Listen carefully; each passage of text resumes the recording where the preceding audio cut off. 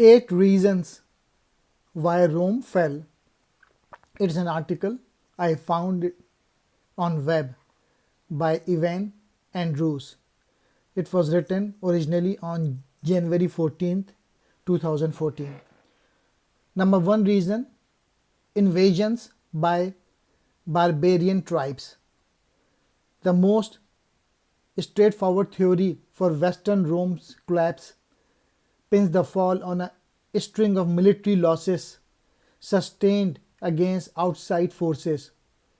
Rome had tangled with Germanic tribes for centuries, but by the 300s, barbarian groups like the Goths had encroached beyond the empire borders.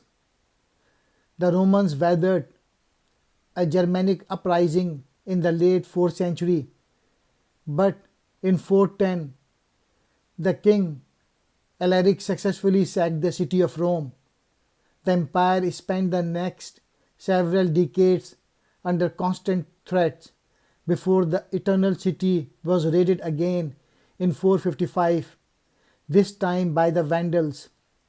Finally, in 476, the Germanic leader Odoacer staged a revolt and deposed the emperor Romulus Augustulus. From then on, no Roman Empire would ever again rule from a post in Italy, leading many to cite 476 as the year the Western Empire suffered its death blow. Number two reason for the Roman fall was economic troubles and over-reliance on slave labor. Even as Rome was under attack from outside forces, it was also crumbling from within thanks to severe financial crisis. Constant wars and overspending had significantly lightened imperial coffers, and oppressive taxation and inflation had widened the gap between rich and poor. In the hope of avoiding the taxman, many members of the wealthy classes had even fled to the countryside and set up independent fiefdoms. At the same time, the empire was rocked by a labor deficit.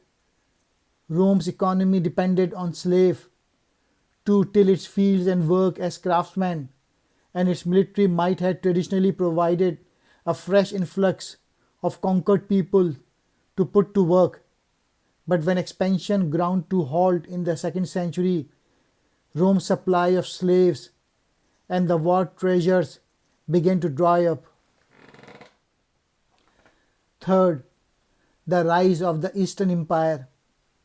The fate of Western Rome was partially sealed in the late 3rd century when the Emperor Diocletian divided the empire into two halves: the Western Empire seated in the city of Milan and the Eastern Empire in Byzantium, later known as Constantinople.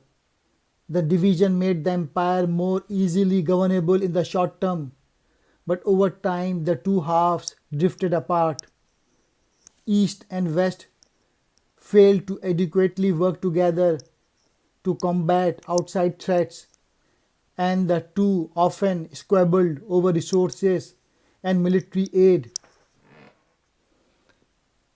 Emperors like Constantine ensured that the city of Constantinople was fortified and well guarded, but Italy and the city of Rome, which only had symbolic value for many in the East, were left vulnerable. The Western political structure would finally disintegrate in the 5th century, but the Eastern Empire endured in some form for another 1,000 years before being overwhelmed by the Ottoman Empire in the 1400s. 4. Overexpansion and military overspending. At its height, the Roman Empire stretched from the Atlantic Ocean all the way to the Euphrates River in the Middle East.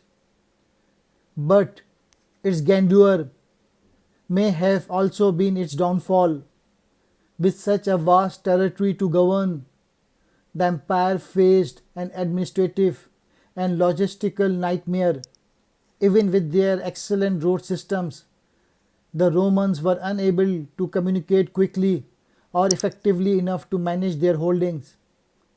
Rome struggled to marshal enough troops and resources to defend its frontier from local rebellions and outside attacks, and by the 2nd century, the Emperor Hadrian was forced to build his famous wall in Britain just to keep the enemy at bay.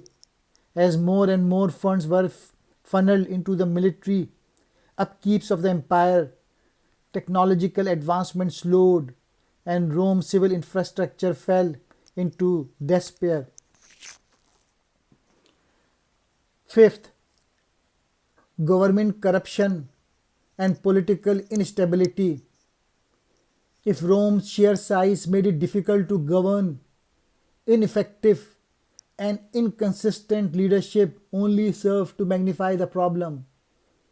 Being the Roman emperor had always been a particularly dangerous job, but during the 2nd and 3rd century, it nearly became a death sentence.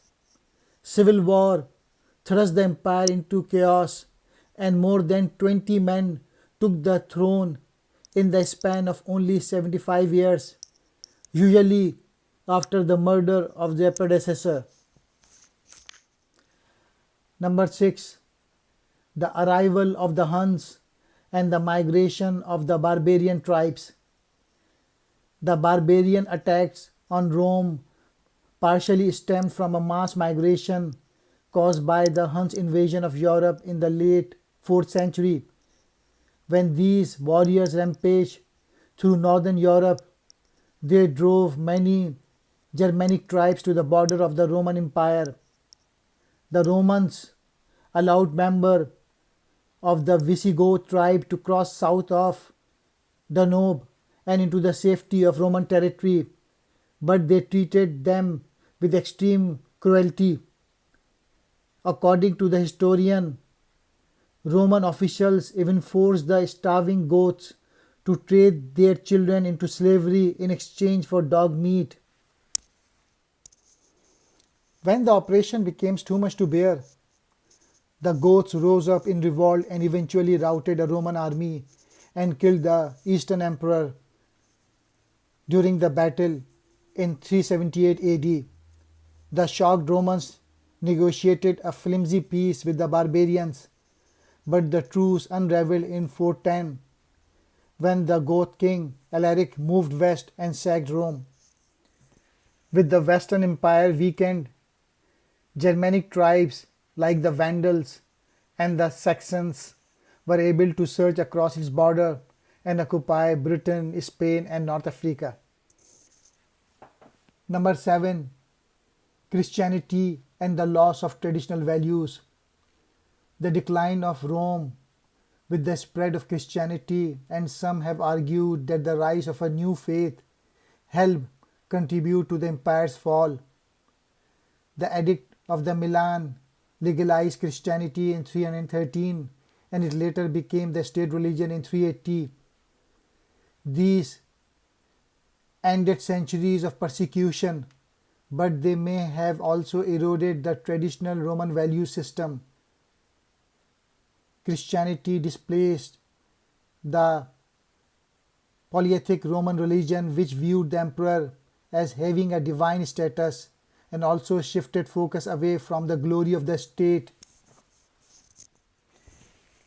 and onto a sole deity. Meanwhile, popes and other church leaders took an increased role in political affairs, further complicating governance. The 18th century historian Edward Gibbon was the most famous proponent of this theory, but his take has since been widely criticized. With the spread of Christianity may have played a small role in curbing Roman civic virtue, most scholars now argue that its influence paled in comparison to military, economic, and administrative factors. Number 8. Weakening of the Roman legions. For most of its history, Rome's military was the envy of the ancient world, but during the decline, the makeup of the once mighty legions began to change.